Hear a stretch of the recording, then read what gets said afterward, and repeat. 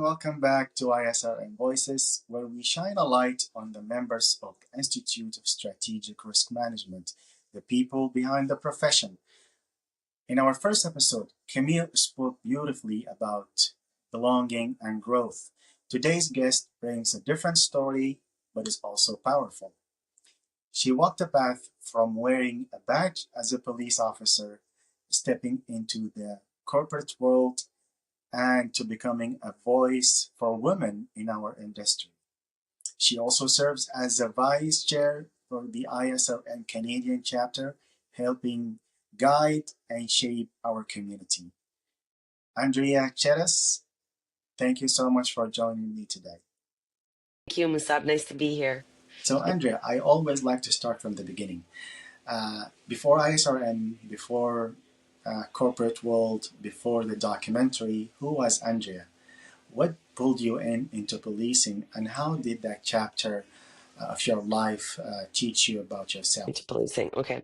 So when I was starting out, I was motivated by a real sense of service and curiosity about people.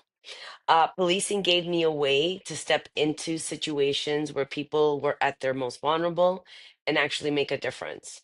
It wasn't just about law enforcement, it was about being present, listening, and helping to restore some level of order, if I could, with my team members in these moments of sometimes chaos. That really says a lot about you, and I like that for you it wasn't only about enforcing a law, it was being there for people when they needed the most.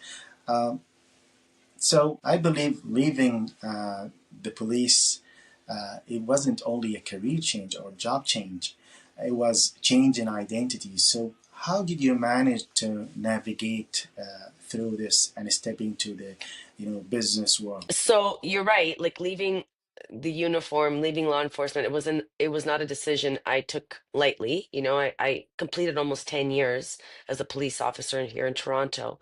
But it was important for me to make that shift based on like what I'd gone through and what I'd learned in law enforcement. And to give you a little bit of background on that, the last few years in my career in policing, I was at the financial crimes department. That's where I actually ended my career from. And it was that was kind of like the launching pad for me to I was so passionate about what I had learned about the investigations I was doing in that space, the financial crime space, that it was kind of easier because I moved into finance, but I've always maintained my passion, which is the investigations, the interviewing techniques, and financial crime, fraud, and yeah. So I just I like how you describe that as a turning chapter, not closing a book. So let's move on to the big thing, Women in Security documentary. You were part of that project. So what being part of that project meant for you personally? um. So for me, that documentary wasn't just about representation; it was about recognition. So often women in security aren't visible. We're there. We work hard, but not spotlighted. So seeing stories told that were deeply personal, including my own. Uh, it showed that for me, it was a great way to show the next generation that they don't have to fit a certain mold to belong in this field. And as a Latina female, even more so, um, just to have that voice and be able to showcase it. Perfect. I want to share something with you.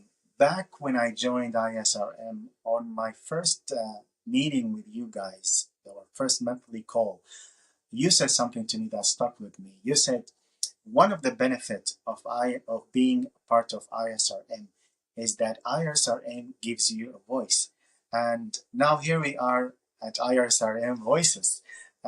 So the question is, what did you mean when? What did you meant when you said that, and why giving voices to people matter to you? Sorry, I cut out a little bit there, but yeah, you're right. I actually do remember saying that. Uh, it does give the ISRM. What I mean by that is that the Institute creates space for professionals from all backgrounds across the world, like you and I, um, a space where we can share, we can contribute, we can best practices, shared lessons, and we feel heard. You know, there's a it's like it's a safe space where we can complain if that's, be it the case, but mostly like encourage each other, um, to publicize articles about things that we're passionate about, and that are meaningful, and hopefully maybe even some things that we've picked up along the way that we can pass on to our colleagues abroad. It's just a great place, for us to be able to do that. I really do. I am really enjoying my time with the ISRM as the vice chair, alongside Rob and folks like yourself and the rest of our team here in Canada. And again, and the great folks abroad as well. I like how you put that, and hearing you say that, members are creating our members are creating a space out of ISRM.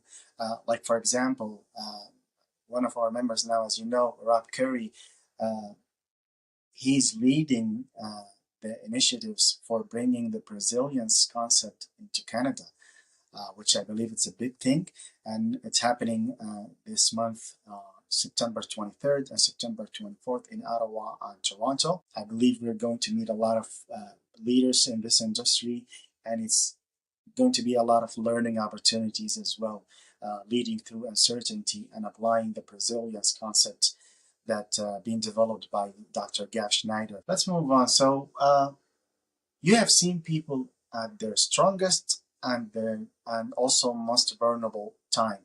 So what did that taught you about humanity?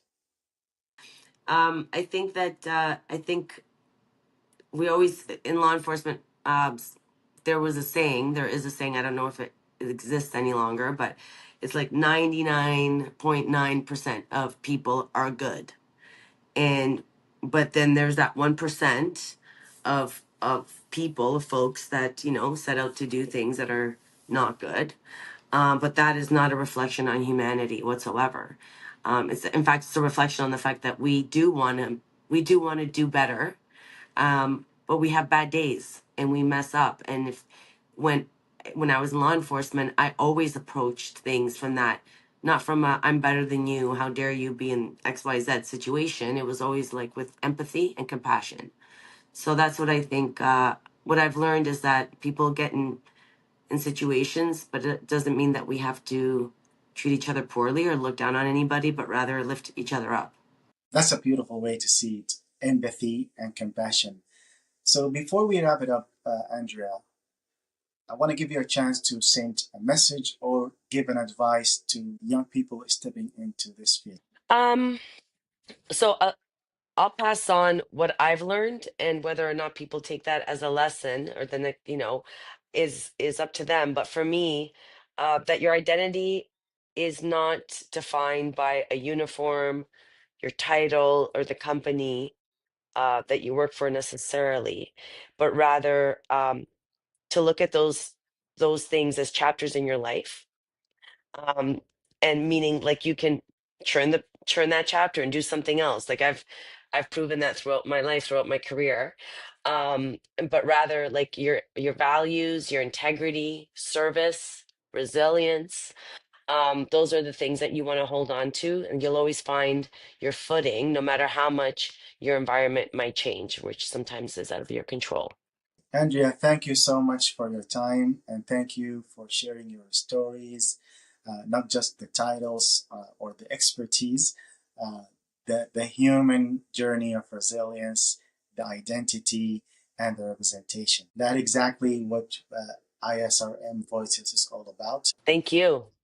Thank you so much again for our audience. Thank you for being part of this. And also, don't forget to follow ISRM Canada chapter on LinkedIn for future episodes and updates. Until next time, this is Musaab Fagiri.